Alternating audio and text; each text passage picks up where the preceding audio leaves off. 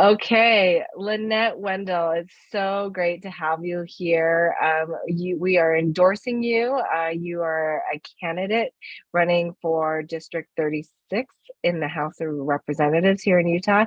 Can you tell us a little bit about yourself and a little bit about your district?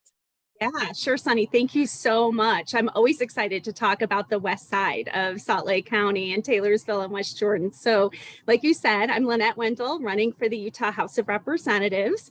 I'm looking to represent my good friends and neighbors throughout Taylorsville and West Jordan.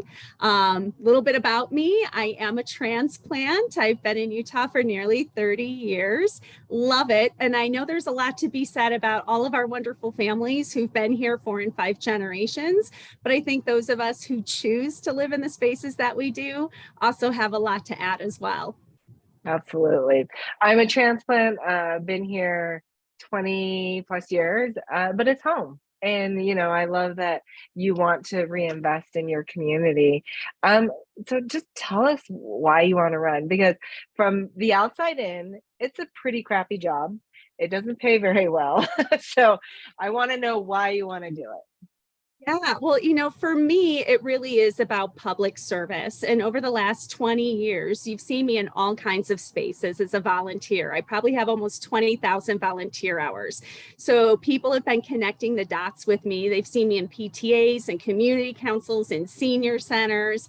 I've been a fixture in our local city governments for almost 17 years now. I've been a planning commissioner for 7 years, but I've been on so many different boards and commissions and work with nonprofits that my passion and loyalty for the community started bringing me up to the hill, actually, about 5 years Oh, ago. okay. Because as a professional mediator, I felt that I had something in my professional skill set, along with my personal love and interest and loyalty to the community, and advocating for those issues that I hear in all of these spaces in our community that are most important to them. So as a planning commissioner, I was so fortunate to become well educated and exposed and influential on things like affordable housing and Mhm. transportation and air quality. I have so much respect for municipal authority and really do believe that our government is designed for specific purposes, right, along the Right. way. And seeing the government overreach onto our municipalities was frustrating. But certainly education and healthcare are also important issues, especially for people in my district. And so as I was going up as a citizen advocate extraordinaire, trying to advocate for these issues, it didn't take long to recognize that our community's priorities are extremely disconnected from the legislative agenda. And so I decided that even though I have the utmost respect for my opponent, 2 decades is too long, and you become too disconnected from the people who are Mhm. doing amazing things in your community every day. And that's why I threw my hat in the ring, because I am the person that people see in the Yeah. places that they need to get their resources and the help and information. And I'm so fortunate to be in a trusted position with such great people in my community. Yeah, that's fantastic. And I love your passion for community service. I think a lot of times we become a little disenchanted with politics, or we're not even sure how to get involved. It just sounds like you just kind of went in and showed up at the Capitol and decided to kind of insert yourself in Yeah, those conversations. absolutely. Absolutely. And it doesn't hurt that as a professional mediator for the last 12 years, I do understand what the law means, right? And as a Right. professional mediator, I know that no client of mine has ever said to me, I want the government making my most personal and intimate decisions for me, right? So Yeah. making sure that there isn't the government overreach, that we are protecting our liberty, that we are supporting our community, right? That's the role of government, is more of a supportive kind of role, Right. not necessarily interfering or putting barriers. We have to have a rule of law to function as a society. But yeah, that's what got me up there, was my respect and love for law and my loyalty to our community. I love that. That's fantastic. So you haven't, and so you're running against an incumbent who's been there, you said, a couple decades now. What would you say distinguishes you most from your opponent? Yeah, I think first of all, again, that immediate connection in such a grassroots way to the community. Even last night, as I was door knocking, which I've been doing every day since June 4th, pretty much, connecting with our neighbors to find the people who are already doing great work in our spaces, the people who understand the most fundamental levels of the concerns and the issues that we have in our community, and really have some of the most productive solutions, if only we allow them to implement them. So Mm, I feel that my ability to make sure we engage all of our stakeholders, again, as a professional mediator, that's my number one job, is engaging all right. stakeholders. I'm very comfortable in uncomfortable conversations and work in very high conflict environments, but we want to make sure we're bringing all of those stakeholders to the table. We're leading a productive dialogue. And then most importantly, I think, Sunny, really is in reality checking those solutions. Oftentimes, I'm sure you've had this experience, you've heard, Hmm. well, it's a bad bill, but we'll fix it later. Right. That has significant consequences on our Yep. entire state when we do that. So I want to make sure we're reality checking those things along the way. And I think certainly my loyalty to our community, my work ethic, my passion in these spaces, and the thing that people say most often about me is they know I'll respond to them. They know I'm Mm, open to them, regardless of where they fall on the political spectrum. They know that they've got my personal cell phone number. They can call me. They can email right. me. They're always going to get a response from me. So I think that that loyalty, that commitment, that work ethic is really what defines me in this space. Yeah, you're absolutely right. I mean, when you look at a bill, it's very confusing language. It's not written in anything that we're used to reading. So unless you're a lawyer or policy expert, it's not something. But I went through and read some recent bills that were passed some time ago, and I had so many questions. Well, what if this scenario? What if that scenario? And I actually had a legislator that wouldn't even speak with me, who was the bill sponsor. So to me, it is really important that we have people that are approachable and are responsive. And working year round, right? So it's not Yes. just about the 7 weeks at the legislature. We have to have people at the table year round looking at these issues, these concerns, the opportunities that we have. I don't want to make this sound like everything we need to work on is the result of a problem. We are so fortunate in Utah that so many things are opportunities that we've Yes. not fully tapped into and explored and maximized. Absolutely. So, one of the things that's great about Utah is we've had this phenomenal growth in the economy, in economic downturns where other states were experiencing that. Utah has not as much. I attribute that a lot to the growth of tech industry. But, with growth, that also comes with problems. So, could you talk to me about what are some of your concerns with our rapid growing economy? Sure. Yeah. Just as you stated, growth is a really wonderful thing until it becomes counterproductive and impossible to manage. And I think that's what we're hearing, especially in my neck of the woods, right? Is Hmm. people really want us to have smart growth management. And I remember when I became a planning commissioner 7 years ago, I did it because I was a concerned citizen. I didn't necessarily have any idea what economic development and community planning meant. So I had to really take an aggressive approach in becoming educated and well versed with the professionals, right? With the Right. professionals who know this. And so, certainly focusing on those relationships with our businesses, with our community leaders, with our stakeholders. What are the things that we see as barriers in growth, and what are the consequences of growth? And how do we Right. weigh that against our opportunities and the Mhm. benefits of that growth? And you always have to reality, I'm going to keep using that term, reality check. We have to reality check those solutions, and we have to have metrics that really demonstrate to us what worked well. We have to have some Mm. ownership and accountability, some transparency when things don't necessarily go perfectly, and be willing to make those adjustments. And I think we all learned through the pandemic how to pivot, right? And Yeah. really, what are our opportunities to negotiate different spaces and be flexible and do things we never thought we could before? And we saw some of the problems that came with those adjustments as well. So that's how I see growth. I see it as a wonderful, wonderful opportunity. And yet we just have to immerse ourselves in it entirely and be willing to be accountable and pivot and account for all the steps of the way. Yeah, I mean, with a growing economy, and I like really like this data-driven approach and holding yourselves accountable because, a lot of times we express concerns because of feelings, like it doesn't feel the same, or looks like the air quality is bad. I remember, we ran a survey this last year, and we had thousands of people respond, and number one concern was that the air quality, was the number one reason why people would leave the state of Utah.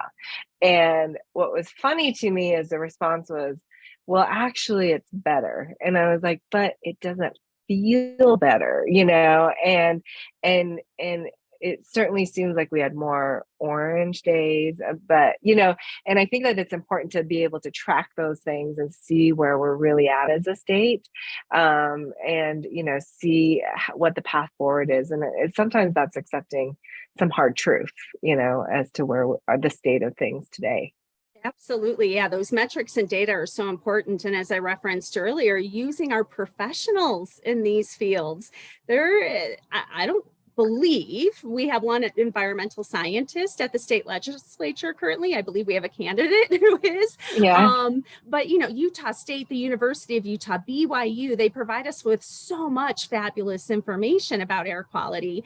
And yet sometimes we see legislators who want to defy the data for some other purpose. And I believe that we have to trust so many of our professionals. And again, metrics, accountability, always see where we are. I'm not saying to go in blindly with those things by any means, but part of, what you're saying though too, Sunny, is we really do have to account for those anecdotal experiences as well. So I'm excited that the metrics are there, but like you said, if somebody's leaving the state or if a business no longer wants to be here, it's going to be because they feel that way. Right. And they're going to know that there's still so many red air days, for example, where our kids are not going out to recess. And Right. So it's all important, right? We have to Right. put it in its appropriate space. And I think, again, that's where I'm fortunate based on my professional background that I know how to leverage, that factual information with the anecdotal information. And again, what brings us that satisfaction with our quality of life here. Right. I mean, I think that that's the one misnomer that people sometimes have at the tech industry, that we're just trying to California the Utah. And believe me, if we wanted to live in California or build our companies in California, we could do that. There's a reason why we like being in Utah. There's a reason why we like building our companies in Utah and bringing people here, is that this is such a great place to live. But we recognize that if we don't, or if we aren't proactive about some of these things, we will turn this into California, and that's never our intent. That's not what we want. Yeah. Absolutely. So why do you think it's you that can make a difference? I mean, you're going to be one of, what is it, 107 or so legislators. I don't know the exact number, but why is it that you can make a difference? Yeah, one, because I'm extremely committed. I'll work harder than anybody else. And I think I've proven that over and over again as a servant in our community and the way I approach things. I come with a whole room of resources. I have over 200 volunteers on my campaign because people come from all spectrums of the political spectrum, I should say. And my ability to really work in those chaotic, high conflict, hyped up, sensationalized environments and still be the calm in the storm. As much as I'm highly energetic and very passionate, I'm also extremely patient and persistent. I often get called pleasantly persistent by people who've had to work with me on creating policies and getting things done in our community. So I think just my willingness to fully immerse myself in my community and fully engage with all the stakeholders, including our other legislators, and make sure that I stay in that space of always learning and supporting and progressing and reality checking, I will make a difference for the people in our community and in our state, just because that is my interest. That's my special interest, right? I have no personal or other professional special interest that distracts me from the fact that I'm there to serve our community. And I have a unique skill set as a professional mediator in problem solving. Yeah.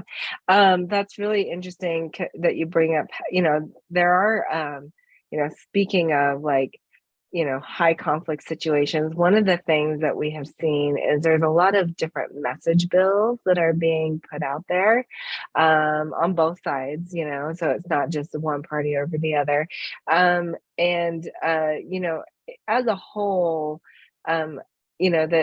especially our membership and our tech communities find these extremely distracting, and also maybe doesn't present Utah in the best light.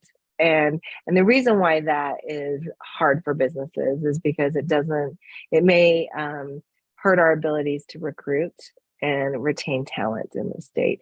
And our workforce is probably the number one thing that most CEOs care about.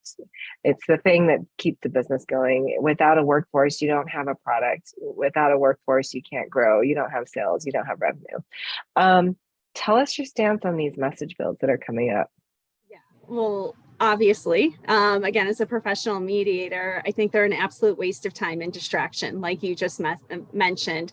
I think when you were talking about the real work that needs to be done to have, it never fails that in the 11th hour, on the last night of a session, we will see critical bills still sitting on the board, right, to come up to be heard. And all of a sudden at 7 p.m. or 8 p.m., everything stops for the show. Everything stops for the show. And it really does give people a distaste for politics, for the system that actually impacts our quality of life and our progress as a community, as a state, as a nation every single day. So your word distraction was absolutely appropriate. And I feel that it's unethical and it's disrespectful to every person in this state to allow those message bills to take one iota of time. So I think, again, this is where we have to be saying, what are our priorities? We have to be working year round. We have to be building the relationships, bringing the stakeholders to the table and having these productive conversations so that nobody feels like they have to be grasping for some sense of power or authority the last night of the session, because it really is just grandstanding. And it's a way of keeping people from engaging in the process, quite honestly. It's demeaning, it's demoralizing, it's ineffective, like you said, for our businesses to be able to have to deal with that image. I was just made aware of another conference that was canceled at the Salt Palace that was bringing in 14,000 people into the state because of our last grandstanding efforts, right? The last night of the session. And really, we always say we want to be so proud of everything we do in Utah. Well, we really better reflect on what our image is. And that image needs to reflect the hard work of the people in our state and all of our productivity and all of our successes. When I think of, again, meeting another neighbor, last night who worked on the first mission to the moon because he worked for L3 Communications. And when we think of everything Utah contributed, right, to our space program over the years, now that we have all of our amazing technology companies here, we have no room to go back. We have no room to go back and no need to go back. We need to honor our traditions and preserve our heritage and be truthful to our values as a state. But we can do all of that and keep moving forward. Yeah. It's interesting that you mentioned like the grandstanding, and it is very dramatic. And you almost want politics to not be dramatic. I mean, because when you think about what the legislature did, we have a part-time legislature that works really hard for 7 weeks, like the session is one of the shortest in the nation. Um, and they passed, over 500 bills, and that's incredible. But it almost gets detracted by, one person running a bill that, causes chaos, and, hundreds of thousands of dollars in lawsuits and all of that. That shouldn't be what government is for. And I agree with you there. So, for a lot of our companies, people are either personally motivated. Tech companies, we're always heads down and we're like, hey, just focus on growing the companies. And then what we find is, this bill is going to impact my workforce, or this bill is going to impact our ability to do business. But why do you think tech should be involved, and why should they care about who represents them? Yeah, I think in so many reasons, right? I think first of all, so many of our tech companies were recruited here based on a state government that made a lot of big promises. And I Mhm. almost feel like there was some bait and switch that occurred when we talk about the pristine natural environment that we have, Mm, our 5 national parks, our quality of life, our level of education, the willingness of our workforce to work for less money than they're worth. We're all yeah, big draws, right? And sure. recruiting Yeah. people to the state of Utah. And now that we've seen what you mentioned before with growth becoming almost problematic and unmanageable, we have that switch effect. And we're saying, well, okay, well, we didn't manage this very well. The tech industry is probably, I mean, you can answer when we were talking about metrics wise better for me, Sunny, Mhm. but it has to be one of our fastest growing industries. I know Yep. education employs more people than any other industry in the state, but I would think tech is our fastest growing industry. And we do know that all other businesses, technology is becoming the foundational skill for all Yep. other businesses to be successful. It's like my background in education, I'll always talk about reading is the foundational skill that everybody has to master for all Yes. other future learning. So I see technology really having that role. It's a foundational skill by which we'll be doing everything else. And as you mentioned, when we have companies that really come in with high standards, right? And what they're wanting to achieve, the things that they're wanting to hold their employees accountable to, the standards that they want to set as a business, right? Those metrics that we talked about that are so measurable and verifiable, and we can promote healthy competition, Yep. right? Those things I think is what the tech industry really brings for us. It's both foundation and opportunity. And we have to find a way to help you bridge that foundation to all those future opportunities, from my perspective. Yeah, absolutely. I mean, tech is 1 out of 7 jobs in this state. It might be more because that data is a few years old. And there's no doubt that, when COVID hit, tech was well adept to moving people from home, work from home, remote workforce, and keeping the economy going here.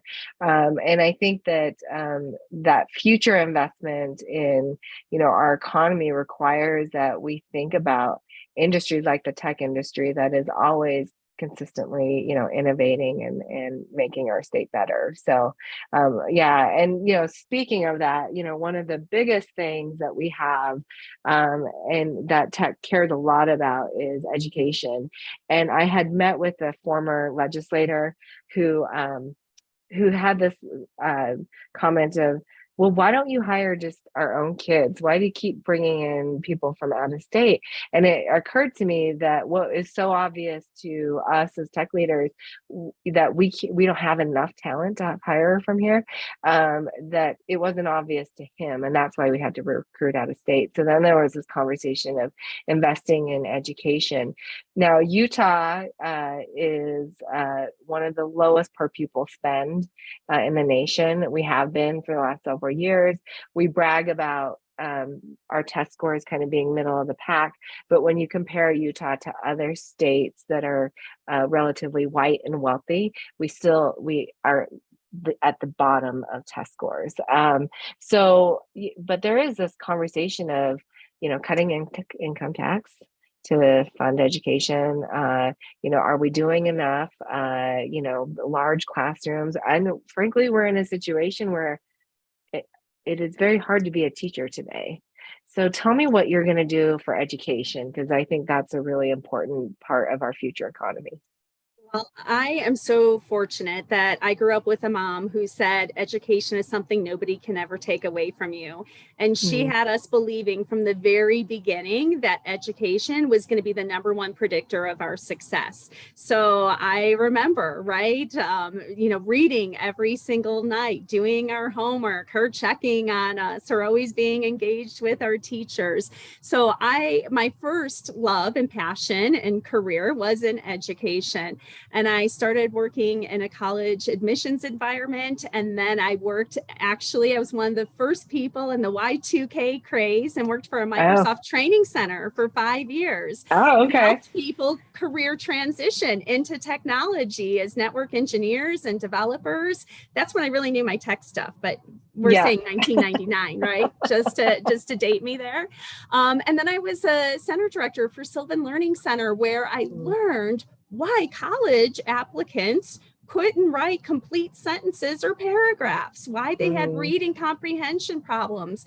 Our school system allows for people, sometimes through our fault and sometimes not, I'll be generous there, but we develop what we call skill gaps, meaning for some reason this child didn't master this skill at this level for some reason. And so my job was to go in and help make sure that we filled those gaps. And so one of my mottos has always been that I would tell our students and our families, we're going to increase performance, not decrease expectations. And I think mm, some of what you're saying about the education attitude is really in decreasing our expectations. We expect mm. less and less, or we're so proud of ourselves for doing something with less, right? Yep. But we never really increase our performance. We don't keep increasing our bar. We're not meeting the challenges that the tech industry, that labor, that service, all of these industries, right, require greater Yeah. skill sets.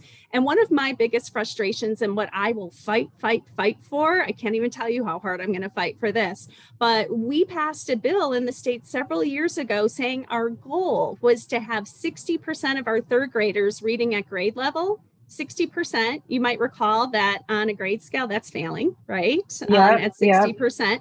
But that was our goal, to get 60% of our third graders reading at grade level. And we still have not even accomplished that.